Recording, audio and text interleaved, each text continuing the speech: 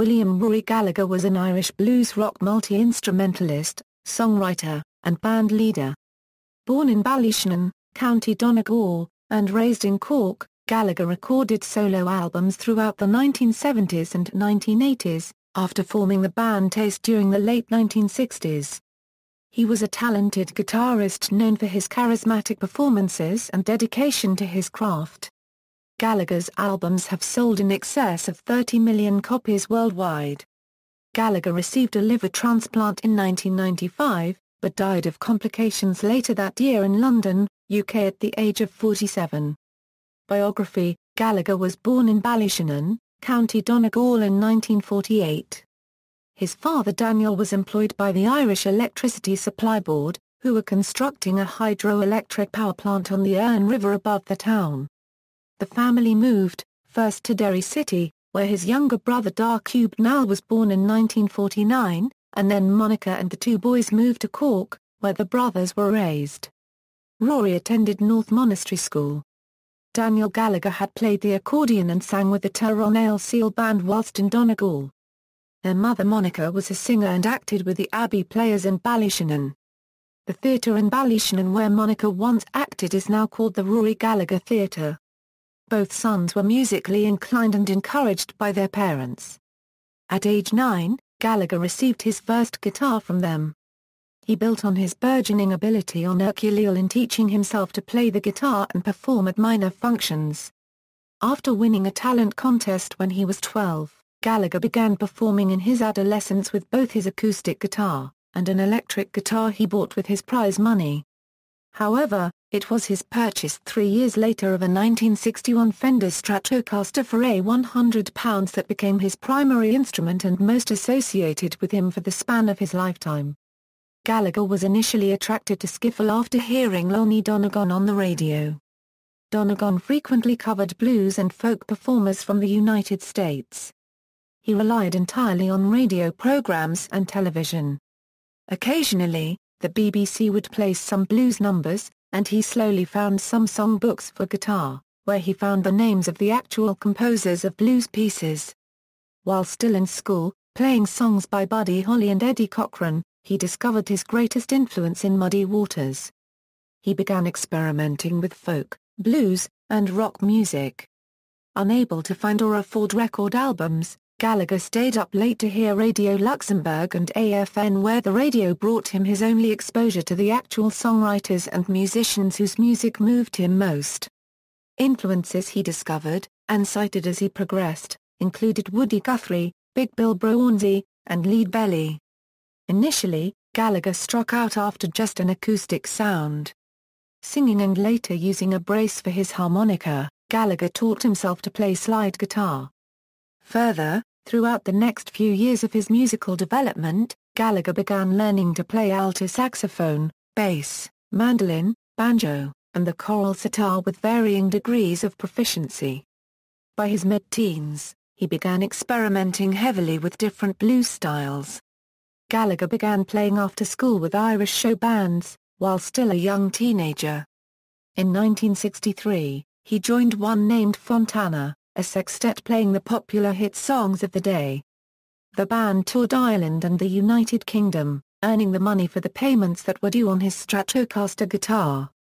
Gallagher began to influence the band's repertoire, beginning its transition from mainstream pop music, skirting along some of Chuck Berry's songs, and by 1965, he had successfully molded Fontana into the Impact, with a change in their lineup into an R&B group that played gigs in Ireland and Spain until disbanding in London. Gallagher left with the bassist and drummer to perform as a trio in Hamburg, Germany. In 1966, Gallagher returned to Ireland and, experimenting with other musicians back home in Cork, decided to form his own band. Taste. Having completed a musical apprenticeship in the show bands, and influenced by the increasing popularity of beat groups during the early 1960s, Gallagher formed the Taste, which was later renamed simply Taste, a blues rock and R&B power trio, in 1966. Initially, the band was composed of Gallagher and two Cork musicians, Norman Damery and Eric Kitteringham. However, by 1968, they were replaced with two musicians from Belfast, featuring Gallagher on guitar and vocals, drummer John Wilson, and bassist Richard McCracken. Performing extensively in the UK, the group played regularly at the Marquee Club, supporting both Cream at their Royal Albert Hall farewell concert, and the blues supergroup Blind Faith on a tour of North America. Managed by Eddie Kennedy, the trio released the albums Taste and On the Boards, and 2 live recordings, Live Taste and Live at the Isle of Wight. The latter appeared long after the band's breakup, shortly after their appearance at the 1970 Isle of Wight Festival. Solo career. After the breakup of Taste, Gallagher toured under his own name, hiring former Deep Joy bass player Jerry McAvoy to play on Gallagher's self-titled debut album, Rory Gallagher. It was the beginning of a 20-year musical relationship between Gallagher and McAvoy. The other band member was drummer Will Campbell. The 1970s were Gallagher's most prolific period.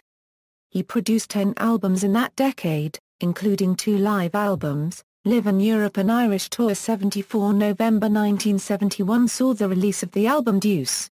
In the same year he was voted Melody Maker's International Top Musician of the Year, ahead of Eric Clapton. However, despite a number of his albums from this period reaching the UK albums chart, Gallagher did not attain major star status. Gallagher played and recorded what he said was in me all the time, and not just something I turn on. Though he sold over 30 million albums worldwide, it was his marathon live performances that won him greatest acclaim. He is documented in Irish Tour 74, a film directed by Tony Palmer. During the heightened periods of political unrest in Northern Ireland, as other artists were warned not to tour, Gallagher was resolute about touring Ireland at least once a year during his career, winning him the dedication of thousands of fans, and in the process, becoming a role model for other aspiring young Irish musicians. He himself admitted in several interviews that at first there were not any international Irish acts until Van Morrison, Gallagher, and later, Phil Lynott and Thin Lizzy grew popular during the 1970s. The lineup, which included Rod DeLath on drums and Lou Martin on keyboards, performed together between 1973 and 1976. However, he eventually dropped down to just bass, guitar and drums, and his act became a power trio. Other releases from that period include Against the Grain, Calling Card, Photo Finish, and Top Priority. Jerry McAvoy has stated that the Gallagher Band performed several TV and radio shows across Europe, including Beat Club in Bremen, Germany and the Old Grey Whistle Test. He recorded 2 Peel sessions, and containing the same tracks, but only the first was broadcast. Along with Little Feat and Roger McGuinn, Gallagher performed the first Rock Palace live concert at the Grogger Hall, Essen, Germany in 1977.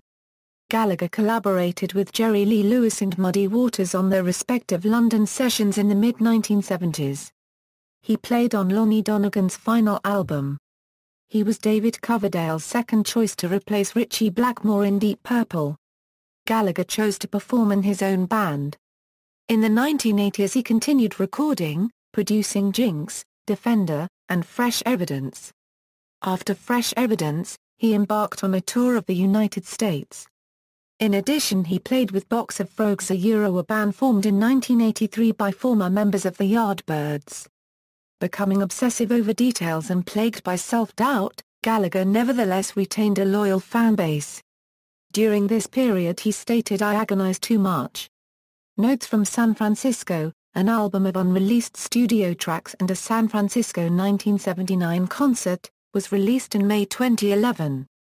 Band lineup: Rory Gallagher, 1970–1972, Jerry McAvoy, bass guitarist, and drummer Will Campbell. 1973–1976, Jerry McAvoy, keyboardist Lou Martin, and drummer Rod DeLath. 1976–1981, Jerry McAvoy, Ted McKenna. 1981–1991, Jerry McAvoy, Brenda Nunal plus frequent guest, Mark Feltham. 1992–1994, David Levy, Jim Leverton, John Cook, Richard Newman and frequent guest Mark Feltham, on harmonica. Guitars and equipment: Gallagher's Stratocaster. Gallagher was always associated with his well-worn Sunburst 1961 Stratocaster, which his brother Dar Cube now officially retired. It was reputedly the first in Ireland, and was ordered from Fender by Jim Connolly, a show band member performing with the Irish show band. Connolly ordered a cherry red Stratocaster through Crowley's music shop in Cork in 1961. When Fender shipped a Sunburst Stratocaster instead, it was put up on sale in 1963 as a second-hand instrument, which Gallagher bought in August 1963 for just shy of £100 at Crowley's music store on Cork's McCurtain Street.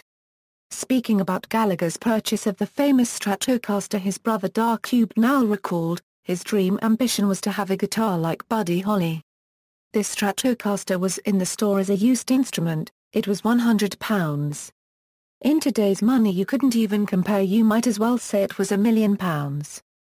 My mother was saying we'll be in debt for the rest of our lives, and Rory said, well, actually with a guitar like this I can play both parts, rhythm and lead. We won't need a rhythm player so I can earn more money and pay it off. So the Stratocaster became his partner for life, if you like.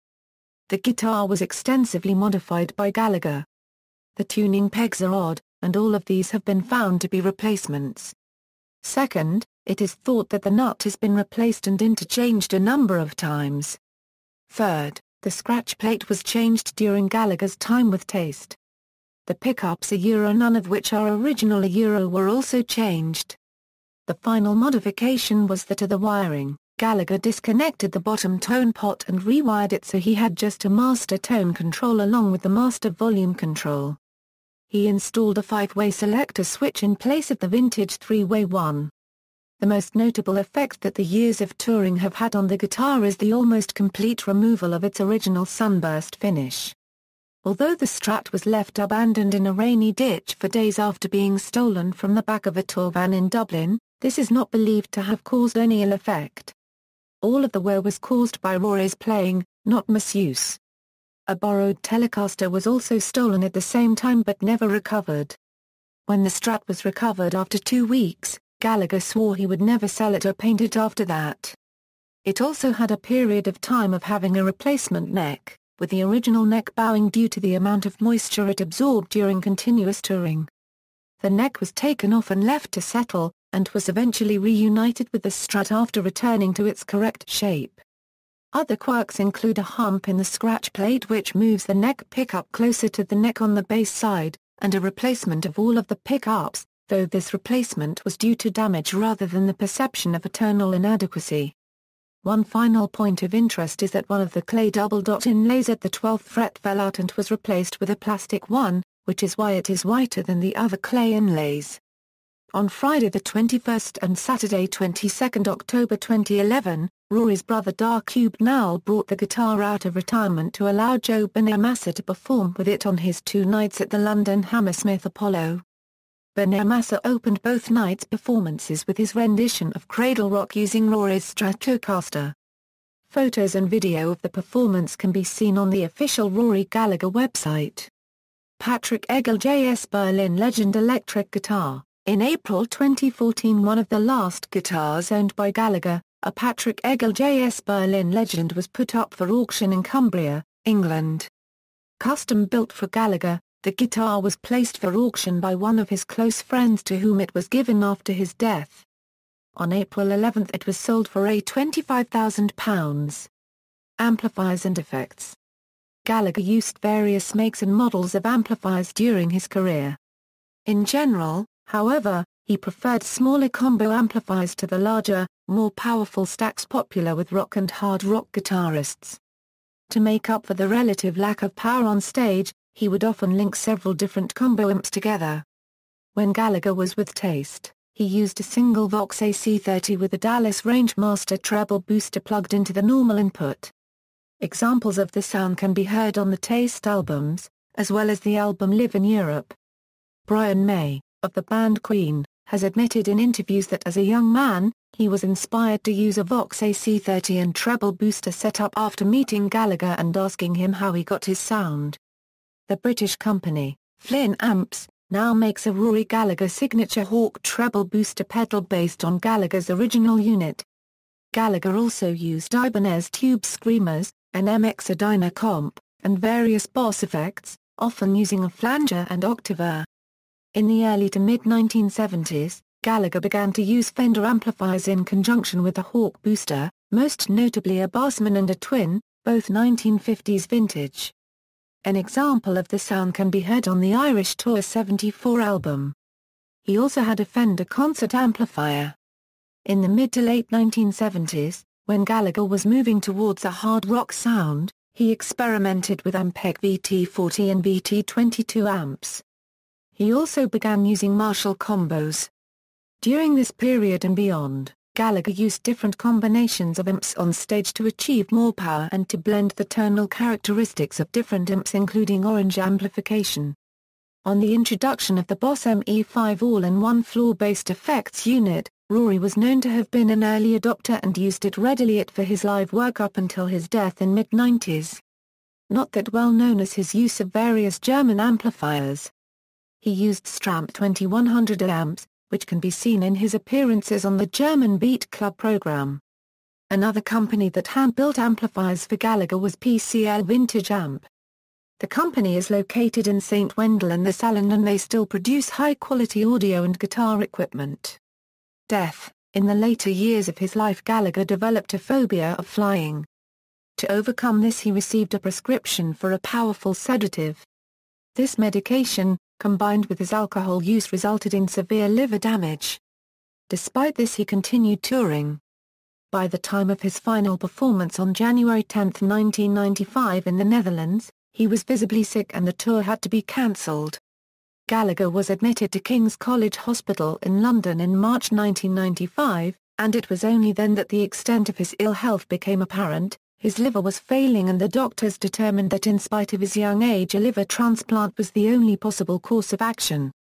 After 13 weeks in intensive care, while waiting to be transferred to a convalescent home, his health suddenly worsened when he contracted a staphylococcal infection, and he died on June 14, 1995. He was unmarried and had no children. Gallagher was buried in St. Oliver's Cemetery, on the Clash Road just outside Ballincollig near Cork City, Ireland. His headstone is a replica of an award he received in 1972 for International Guitarist of the Year. Legacy. In 2003, Wheels Within Wheels, a collection of acoustic tracks, was released posthumously by Gallagher's brother Donald Gallagher. Collaborators on this album included Bert Jansch, Martin Carthy, The Dubliners, Spanish flamenco guitarist Juan Martin and Lonnie Donegan. Many modern-day musicians, including The Edge from U2, Slash of Guns N' Roses, Johnny Marr of The Smiths, Davy Knowles, Janet Gers of Iron Maiden, James Dean Bradfield of Manic Street Preachers, Glenn Tipton of Judas Priest, Vivian Campbell of Def Leppard, Gary Moore and Joe Bonamassa, cite Gallagher as an inspiration in their formative musical years. Brian May, lead guitarist of Queen, relates, "So these couple of kids come up, who's me and my mate, and say, 'How do you get your sound, Mr. Gallagher?' And he sits and tells us. So I owe Rory Gallagher my sound." In 2010, Gallagher was ranked number 42 on Gibson.com's list of their top 50 guitarists of all time. Gallagher was also listed on Rolling Stone magazine's list of the 100 greatest guitarists of all time, ranked at 57th place. Tributes. On October 25, 1997, a tribute sculpture to Gallagher was unveiled in the newly renamed Rory Gallagher Place in his hometown of Cork. The sculptor, Geraldine Creedon, was a childhood friend of Gallagher. The band who played at the unveiling of the statue was the Dave McHugh Band, who formed Ireland's first tribute to Gallagher, Aftertaste, in 1995. Rory Gallagher Corner at Meeting House Square, Temple Bar, Dublin, where a life-size bronze statue in the shape of his Stratocaster has been installed. Some of those who attended the unveiling include the Edge of U2 and the Lord Mayor of Dublin. In 2004, the Rory Gallagher Music Library was opened in Cork. In 2006, a plaque was unveiled at the Ulster Hall in Belfast. A street in Risseau Ranges, a commune in the southern suburbs of Paris, was renamed Rue Rory Gallagher. New York City-based Celtic rock band Black 47 paid tribute to Rory Gallagher on their 1996 major label release, Green Suede Shoes. The track titled Rory features vocalist-guitarist Larry Kirwan delivering a passionate and heartfelt tribute to Rory Gallagher's talent and unrealized stardom. Flinamps manufacturer Rory Gallagher signature Hawk pedal, cloned from Gallagher's 1970s pedal. On June 2, 2010, a life-size bronze statue of Gallagher was unveiled in the town centre of Ballyshannon. An award-winning annual blues festival is held in his honour at the same location. Discography: Rory Gallagher Euro 1971, Ducia Euro 1971, Live in Europe Euro 1972, Blueprint Euro 1973, Tattoo Euro 1973, Irish Tour 74 Euro 1974, Against the Grain Euro 1975, Rolling Stone Review at the Wayback Machine, Calling Card Euro 1976, Rolling Stone Review at the Wayback Machine, Photo Finish Euro 1978, Top Poritio Euro 1979, Stage Struck Euro 1980, Jinx Euro 1982, Defender Euro 1987, Fresh Evidence Euro 1990, see also, List of people on stamps of Ireland, List of blues musicians, references. External links, official Rory Gallagher website, Rory Live Euro using a Boss ME5 into a cranked Vox AC30, Rory Gallagher at DMOZ.